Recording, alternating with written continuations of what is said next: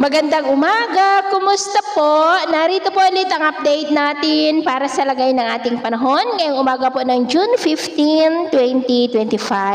Sa ngayon po ay wala na tayong binabantayan na sama ng panahon sa loob at labas ng ating area of responsibility na maaari na banta dito sa ating bansa for the next 3 to 5 days. Intertropical Convergence Zone o yung salubungan ng dalawang magkaibang hangin na mula sa northern at southern hemisphere o ng easterlies at habagat ang nag-i-extend po dyan sa may Mindanao at mayroon pong easterlies na umiiral dyan sa may Luzon at Visayas. At sa ating long-range forecast, wala naman pong bagyo na namamataan ngayon na tatawid sa ating bansa for the next 2 weeks. At sa lagay ng ating panahon, ngayong madaling araw po ay may mga isolated rains sa may Caraga, Davao Region, Sulu Archipelago, Zamboanga Peninsula, dulot po ng Intertropical Convergence Zone. At dahil naman po sa mga localized thunderstorm, ay may mga isolated rains sa ilang bahagi ng Samar, Leyte, Bohol, Cebu, Capiz, Romblon, ilang bahagi ng Palawan, Masbate, Quezon, Batangas, Cavite at ilang bahagi ng Metro Manila. At mamaya po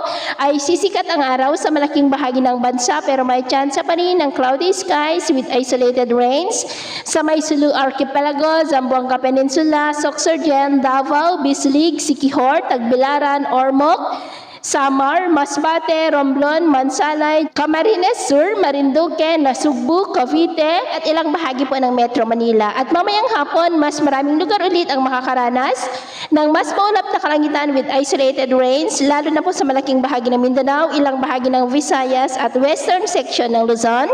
Kaya kung lalabas po tayo sa ating mga tahanan, ugaliin po natin lagi ang magdala ng kahit anong panangga natin sa init ng araw at proteksyon na rin po sa mga biglaang buhos ng ulan. At sa atin naman pong mga baybayin, wala na po tayong nakataas na anumang gale warning signals, pero iba yung pag-ingat lamang po kung papalaot tayo para po mas makaiwas sa mga sakunang pangkaragatan. So yun po ang latest update natin sa araw na ito.